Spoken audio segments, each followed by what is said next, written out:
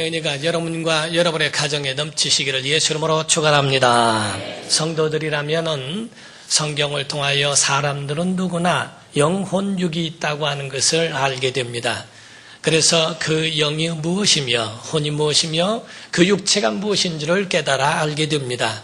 창세기 1장을 보더라도 하나님이 우리의 형상을 따라 그 모양대로 사람을 만들자 하시더니 2장 7절 이하에는 하나님께서 흙으로 사람을 지으시고 그 이하의 말씀을 하십니다. 사람의 모든 본질은 흙에서부터 왔기 때문에 흙으로 사람을 지으시고 그리고 그 코에 생기를 불어넣으심으로 사람이 생명이 된지라. 육체는 흙에서 왔습니다. 그러므로 사람들이 말하기를 사람이 죽었다라는 표현을 돌아가셨다. 곧 육체는 본토인 곧 흙으로 돌아가며 그의 본질은 부모에게로 돌아가는 것이고 열조에게로 돌아가며 그 영혼은 주신 하나님께로 돌아간다라고 성경은 말씀을 합니다. 이와 같이 우리가 하나님께서 우리에게 이와 같이 영혼을 주시고 그 육체가 그 안에 있게 하셔서 영혼을 담는 그릇으로 삼으시고 육체가 흙으로 돌아가고 영혼이 하나님께로 돌아가는 이 모든 원리를 성경을 통하여 우리에게 알게 하셨습니다. 우리가 전파가 있기 이전에는 전파가 있음도 모를 때에는 그저 진짜 이런 세상이 있을까라고 하는 그런 상상도 못했던 것을 오늘날 전파를 통하여 얼마나 많은 일들을 행합니까? 우리가 쓰고 있는 핸드폰 같은 경우를 보더라도 아주 경이로워요. 그 핸드폰을 보더라도 수만 명이 있어도 그 번호를 누르면은 그 핸드폰만 벨이 울린다는 게 신기하지 않습니까? 그 많은 사람이 있어도 그 한 사람에게 그 가지고 있는 핸드폰의 벨소리가 울린다고 하는 것은 참 신기한 일입니다. 핸드폰과 핸드폰을 놓고 블루투스를 통해서 그 파일, 노래 파일이나 또한 동영상이나 이런 것들을 같이 공유할 수 있고 그 자리에서 넘어가고 넘어오는 것을 그 자리에서 확인할 수 있다는 것. 아니 무선으로 어떻게 그게 가능할 수 있을까? 사람은 상상할 수 없는 그런 것들을 오늘날 현재 그게 이루어지고 있습니다. 전파가 옛날에 없었고 지금 있는 게 아닙니다. 옛날에도 있었지만은 그거를 발견한 사람이 그거를 두고 이롭게 용이하게 사용할 수 있도록 만들어 놓은 것입니다. 우리가 태초에 사람이 영이라는 것이 지금 있는 것이 아니라 태초에 하나님이 모든 만물을 창조하실 때부터 흙으로 사람을 지으시고 그 코에 생기를 불어넣으심으로 사람이 영혼이 있는 영적 존재가 됐다고 하는 것을 성경을 통하여 우리에게 보여주신 겁니다.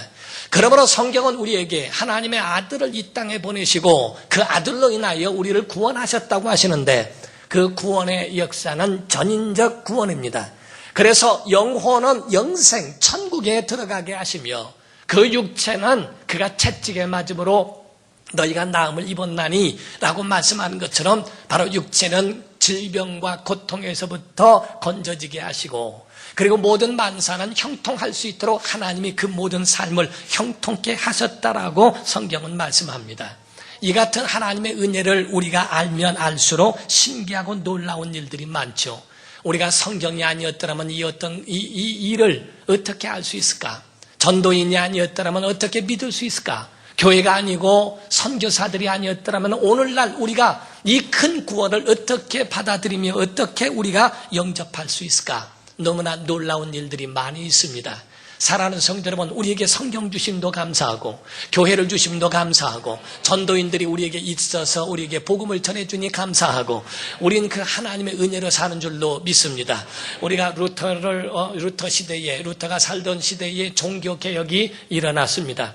그 이전에도 하나님의 아들을 통하여 주신 이 구원의 복음이 전 세계 나라에 퍼져 있었고 굉장했어요. 그러나 이것을 인간의 이 본성이 하나님을 욕되게 하고 타락하기에 이르렀습니다.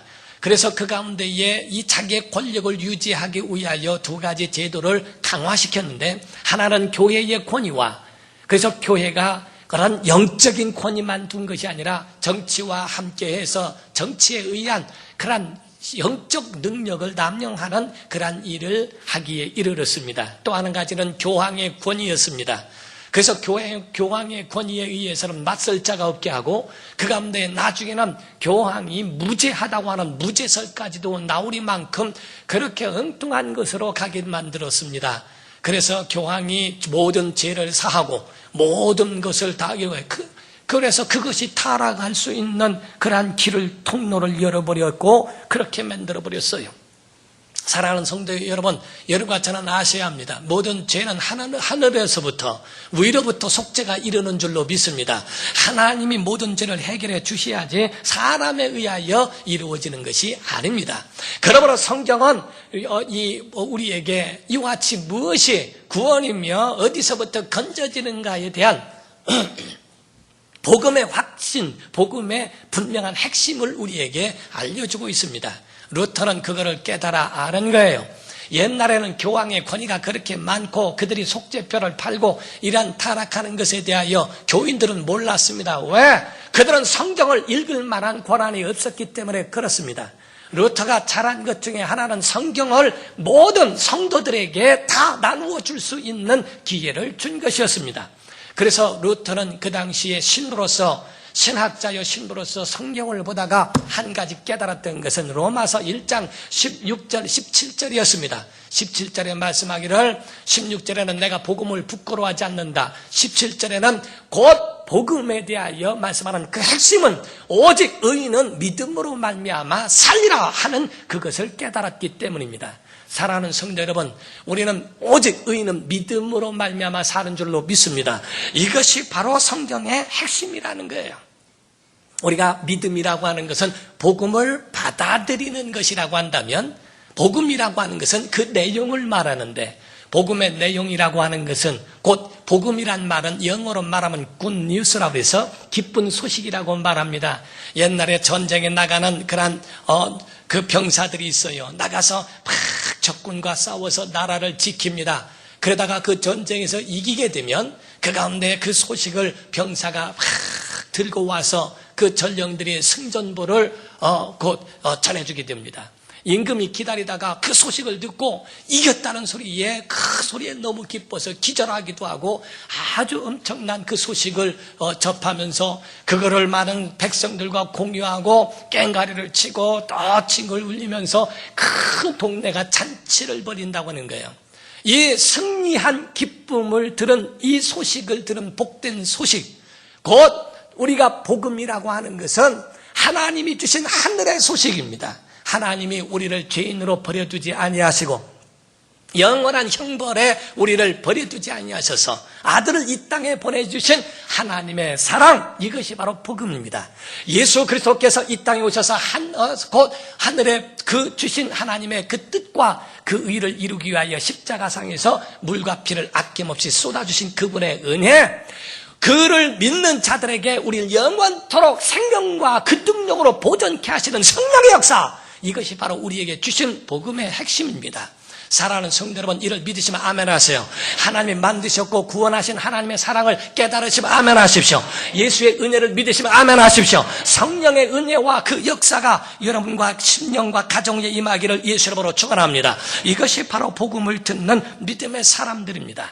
이를 고백하는 것이 바로 우리의 신앙 고백이요, 바로 예배라는 거예요. 그래서 이것이 바로 우리 영혼에 들어가 영생을 이루게 되는데, 한 가지 여러분이 깨달아 아셔야 할 것은 우리가 구원받는 것은 예수를 믿음으로 즉시 우리가 구원받을 수 있는데 이 믿음을 지켜야 하는 것은 영적 전쟁이라 하는 겁니다. 그래서 예수께서 말씀하시기를 내가 너희에게 화평을 주러 왔다. 평화를 준다. 요한복음 14장 27절에 말씀하기를 내가 너에게 평화를 끼치노니 곧 나의 평화를 주노라. 이런 세상이 준 것 같지 않은 참 평안이라고 말씀을 하십니다. 그러나 다른 성경에 말씀하기를 내가 너에게 화평을 주러 온 줄로 생각하지 마라. 내가 너에게 도리어 겁을 주러 왔노라. 화평이 아니라 그 가운데에 도리어 다툼이 있는 것이 있다고 이렇게 말씀을 했어요. 곧 우리에게 지키기 위하여서는 영적 전쟁입니다. 이단과에 싸워야 하고 우리의 심령이 타락하지 않도록 자기 자신을 지켜야 하는데 그 영혼에 들어오는 그 성문과 같은 것이 마음입니다. 그래서 여러분과 제가 지켜야 할 것은 다른 게 아니에요. 마음이에요. 잠언서 4장 23절에 말씀하기를 무릇 지킬 만한 것보다 네 마음을 지키라. 생명의 근원이 이에서 남이니라. 여러분의 마음은 성문과 같습니다. 우리가 전쟁을 하게 되면 그 어떤 성의 침투에 들어가 그 성을 함락하기 위해서는 문을 점령하지 않으면 그 안에 들어가기가 어렵습니다. 담을 뛰어넘고 그 가운데 막 사다리를 놓고 거기를 넘어가려고 해도 결국에는 문을 열기 위하여 그렇게 몸부림치지 않습니까? 사람이 가지고 있는 그 모든 영혼에 들어가는 관문이 뭔가? 성문은 바로 마음입니다. 이 마음이라고 하는 것은 성경이 1000번 이상이나 말씀하고 있는데 1000번 이상이나 마음에 대하여 지키라는 거예요. 에덴 동산에서도 하나님께서 아담을 지으시고 에덴을 두사 에덴을 지키게 하시고 라고 말씀을 합니다. 하나님께서 우리를 향하신 모든 것들도 마찬가지로 그 마음을 하나님께로 향하고 있는지에 대하여 하나님이 그거를 두드려 본다라고 말씀하는 거예요. 모든 식물들이 해를 향하여 바라보듯이 우리의 심령이 주님을 바라보는 주바라기가 되라는 겁니다. 정말 주님을 향하여 바라볼 수 있는 아브라함이 롯과 함께 이야기를 합니다. 내가 좌하면 내가 우하고 내가 우하면 나는 좌하리라. 너의 종과 내 종들이 다툼이 있으니 그에 대하여 우리 한번 갈라서자 하고 말합니다. 롯이라고 하는 조카는 소돔과 고모라를 택하여 갔고 아브라함은 그곳에 남아있을 때에 정말 그 절망과 그 낙심하는 가운데 있었습니다. 하나님께서 아브라함을 불러내시고 말씀하십니다. 하늘을 바라보라. 너의 보는 별들을 셀 수 있느냐? 너의 자손을 이와 같이 창대하게 하고 내가 너를 번성케 하리라 하는 약속을 주십니다. 우린 주님을 바라보시기를 예수 이름으로 축원합니다. 주님을 바라보는 그 마음을 하나님이 우리에게 주신 거예요. 마음이 열리면 다 열립니다. 마음이 풀리면 다 풀립니다. 문이 뚫리면 그 가운데 문이 뚫린 대로 적군들이 점령해 들어올 수도 있어요. 과연 우리 심령을 어떻게 지키며 우리가 하나님께만 문을 열 수 있을까? 대인관계도 다른 게 아닙니다. 마음이에요. 어떤 방법이나 테크닉을 원하는 게 아닙니다. 마음이 어떠한가? 그 마음이 그 안에 진짜 있는가? 결혼하더라도 마음과 마음이 만나는 겁니다. 혼수가 있고 선물이 뭐냐, 무엇을 해봤느냐, 혼수품은 무엇이고 얼마의 가격이 있느냐가 문제가 아닙니다. 마음입니다. 너와 내가 같이 만나 어떻게 정말 이 세상을 능히 둘이 협력하여 선을 이루어가며 살 수 있을까? 하나님이 도우시는 가운데 정말 하나님이 축복하시는 믿음의 가정을 어떻게 하면 만들 수 있을까? 마음과 마음이 만나는 겁니다. 빅토르 위고라고 하는 사람은 말하기를 바다가 광대할진데 바다보다 더 광대한 것은 하늘이요 하늘보다 더 광대한 것은 사람의 마음이니 사람의 마음을 채울 자가 없다는 거예요. 이와 같이 사람의 마음은 넓고 넓은 것인데 이 마음을 무엇으로 사용하고 어떻게 자기 마음을 그렇게 두겠는가 하는 겁니다. 성경은 하나님께서 우리의 다른 걸 보시지 않습니다. 마음을 보십니다. 이새의 아들 다윗을 보니 내 마음에 합했다. 다윗이 마음을 들어 하나님을 향합니다. 하나님께서는 모든 율법의 아주 극치인 선지자 중에 선지자의 말씀이 뭡니까? 내 마음을 다하고 뜻을 다하고 성품을 다하여 주 너희 하나님을 사랑하라. 마음을 다하지 않는 건 주님 사랑이 아니라는 거예요. 마음이 가면 몸도 가고 마음이 가면 물질도 가고 마음이 가면 다 갑니다. 오늘날 인색한 건 마음이 없어서 그래요. 자기 자녀를 사랑하고 자기 아내를 남편을 부모를 사랑하면 마음이 있는 곳에 모든 것들은 다 갑니다. 마음이 없기 때문에 그 모든 것들이 다 거기서 정지돼 버리고 마는 겁니다. 하나님께서는 신명기 8장에 말씀하기를 그들의 마음이 어떠한지 잘 나갈 때도 하나님을 섬기는지 힘들고 어려울 때도 하나님만 의지하는지 그 마음이 어떠한지를 마음을 보시고자 했다고 되어 있습니다. 솔로몬이 1000번제를 하나님 앞에 드렸을 때도 내 마음이 어떤가? 내 마음을 지켜 내 계명과 명령을 지켜 행하면 이렇게 되어 있어요. 그런데 나중에는 이방 여인들과 혼인함으로 인하여 솔로몬의 마음을 돌이켜 그 결국에는 솔로몬이 그 마음을 하나님께로부터 이방신에게로 돌이켜버린 그런 아주 실수를 범하게 되는데 어디서부터 있는가? 마음에서 나오는 겁니다. 마음은 그릇이에요. 그래서 마음이 그 안에 있어서 믿음도 담고 소망도 담고 행복도 담고 다 하는데 이 마음이 깨지지 말이하고 마음이 찢어지지 말이야 합니다. 마음이 부자면 다 부자예요. 마음이 가난하면 다 가난합니다. 마음이 건강하면 다 건강합니다. 그런데 마음이 장애가 되면은 모든 것, 천하를 얻고도 그 가운데 행복함이 없는 것이, 그것이 바로 불행한 사람들의 마음입니다. 나폴레옹이라는 사람은 내 사전에는 불가능이 없다. 더 이상 갈 데가 없을 정도로 세계를 다 자기 한 손에 쥘 정도로 엄청난 그러한 업적을 행한 사람이지만은 그의 고백이 뭡니까? 나는 7일만 행복했다. 7일, 평생 동안에 7일만 행복했다. 그러나 반면에 헬렌 켈러라고 하는 사람이 있습니다.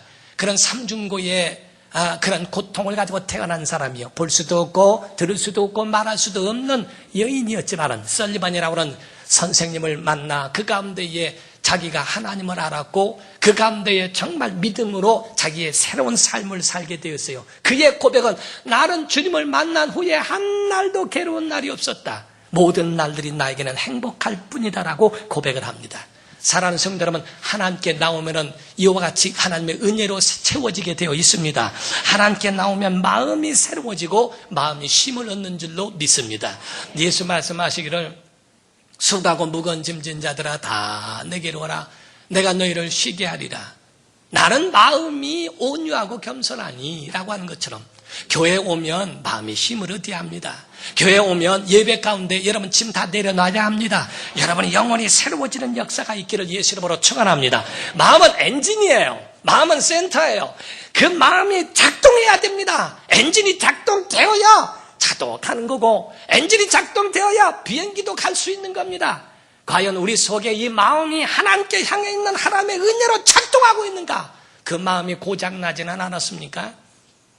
여러분 정말 긍정적인 마음, 창조적인 마음으로 여러분을 좀 세워가셔야 돼요. 믿음이 깨지고 마음이 상처난 사람들은 굉장히 삶도 어렵습니다. 모든 믿음이 깨져버리니까 다 의심해야 되고 다 그런 모든 삶이 괴로운 삶이 되는 거예요. 부부가 둘이 싸움이 있었대요.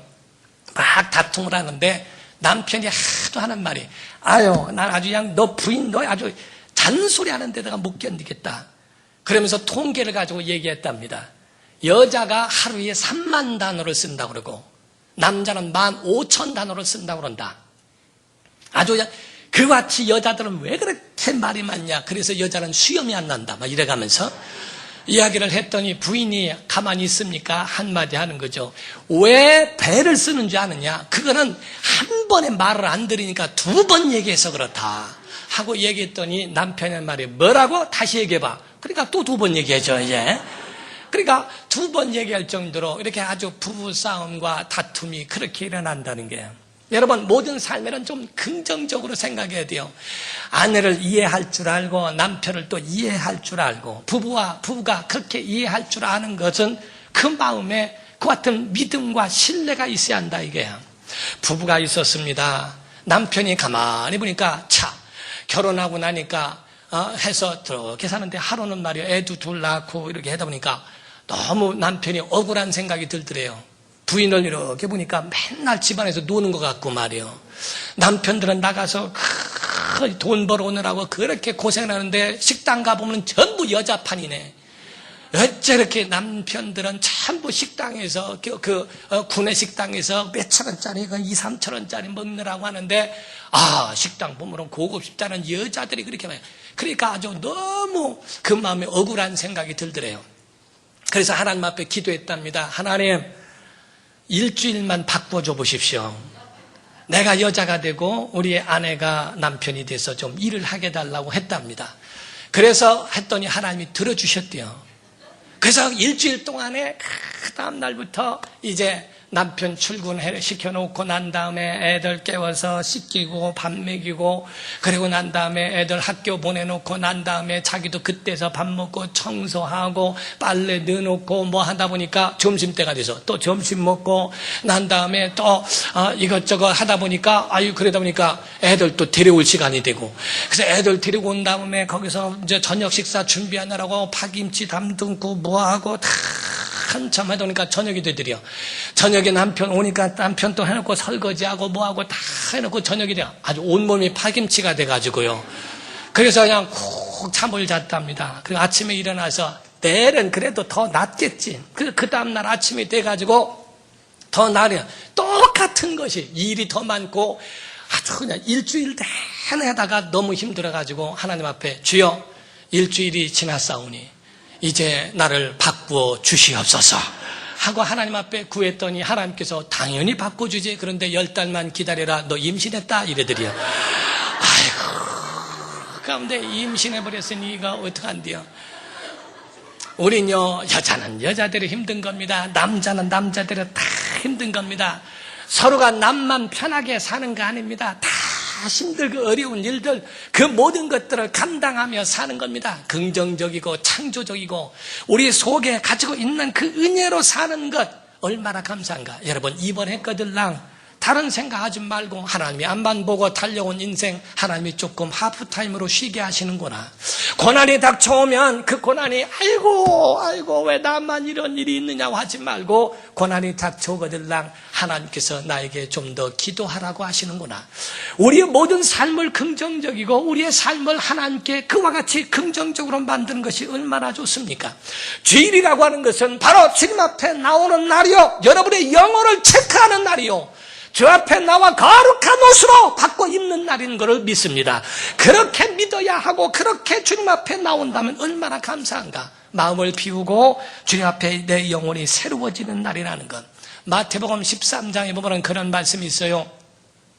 천국은 마치 주인이 제 밭에 좋은 씨를 뿌린 것과 같은데 밤낮 자고 깨고 하는 동안에 가라지가 나더라는 거예요. 그게 와서 사탄이 마귀가 가라지를 덧뿌리고 갔다는 겁니다. 일어나서 보니까 어느덧 그 안에 막 올라오는 거 보니까 곡식만 올라오는 것이 아니라 가라지까지 같이 올라오는 거예요. 주여 뽑기를 원하십니까? 아니다. 곡식까지 다칠까 염려한다. 추수 때까지 주어라. 우리는요 정말 그걸 하십니다. 우리는 하나님께서 주일날에 나쁜 얘기를 합니까? 주일날에 설교를 하면서 여러분에게 범죄하라고 말을 합니까? 여러분의 영혼이 새로워지고 이전 것은 지나갔으니 보라 새 것이 되었다 하고 그렇게 말씀을 하고 있는데 그런데 정말 그 가운데 왜 속에 미움, 다툼, 시기, 질투와 불평, 불만 이런 것들이 올라옵니까? 성경에 말씀합니다. 주님 말씀하시기를 원수가 그리하였구나. 교회 안에는 좋은 씨를 뿌리기를 원하는데 주님은 여러분 심령에 좋은 씨를 뿌리기를 원하는데 그런데 가라지를 덮여 원수가 그리하였구나 라고 성경이 말씀합니다. 우리 속에 일어나는 죄성, 우리 속에 일어나는 불평, 우리 속에 일어나는 하나님을 대적하는 그런 마음들에 대하여 원수가 그리하였다고 되어 있어요.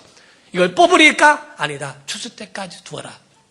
우린 죽을 때까지 영적 전쟁입니다. 내 자신에 올라오는 그런 죄성과 이겨야 하고 우리 속에 있는 좋은 씨들을 관리하고 그거를 열매 맺을 때까지 끝까지 지켜야 하는 그런 마음이 우리 안에 있는 거예요. 사랑하는 성도 여러분, 성경 안에는 우리 영혼이 빈집 만들지 말라는 거예요. 고린도전서 3장 16절에 너희가 하나님의 성전인 것과 성령이 너희 안에 계신 것을 너희가 알지 못하느냐? 17절에 너희가 성전을 더럽히면 하나님이 그 사람을 멸하시리라. 마태복음 12장 43절 44절 이하에는 말씀하기를 더러운 귀신이 사람에게서 나갔을 때 물 없는 곳으로 다니다가 쉴 것을 얻지 못하는지라. 이에 돌이켜 가로되 내 집으로 다시 돌아가리라. 자기 집으로 돌아오겠다라고 귀신이 그런다는 거예요.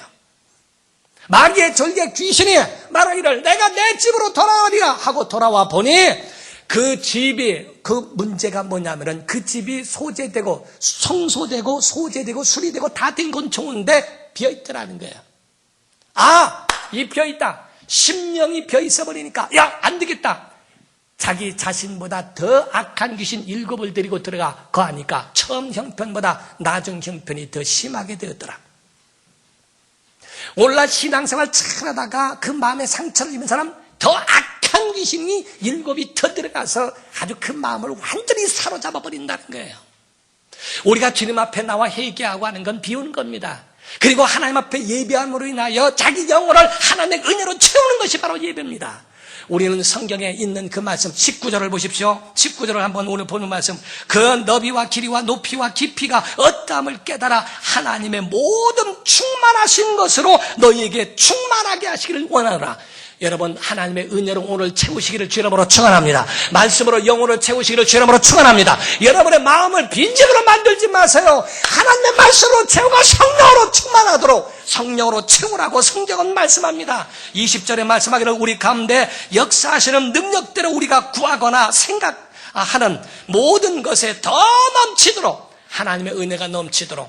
누가복음 5장에 보니까 말씀하기를 시몬의 배에 주께서 오셨어요. 밤이 맞도록 수고했지만 아무것도 얻은 것이 없었습니다. 그물을 씻고 있는 가운데에 주님이 그 가운데 가셨고 거기서 배를 떼놓기를 원하시며 그 가운데에 그 자기 자신을 찾아온 사람들에게 복음을 전하십니다. 그 위에 시몬 베드로에게 바다 깊은 곳에 가서 그물을 내려라 하고 명하시니까 바다 깊은 곳에 가니까 거기서 그물이 찢어지게 잡힙니다. 사랑하는 성도 여러분, 주님의 의도는 뭡니까? 내 배를 채우기 전에 바로 내 심령부터 채워라. 내 모든 삶을 채우기 전에 하나님의 은혜로 내 영혼부터 채워라. 하나님의 은혜가 우리 안에 채워질 수 있도록 한 겁니다. 여러분, 자동차에 기름이 가득 채워진 것에 마음이 든든한 것처럼 우린 주일에 주님 앞에 나와 여러분의 영혼을 채우시기를 주님으로 축원합니다. 그것이 바로 성령으로 충만하라. 내 영혼에 하나님의 은혜로 채워라. 그분의 생각으로 채워라. 그분의 말씀으로 채워라. 그분의 능력으로 채우라고 말씀합니다. 여러분의 영혼을 빈집으로 두지 마시고 성령의 전이 되시기를 예수 이름으로 축원합니다.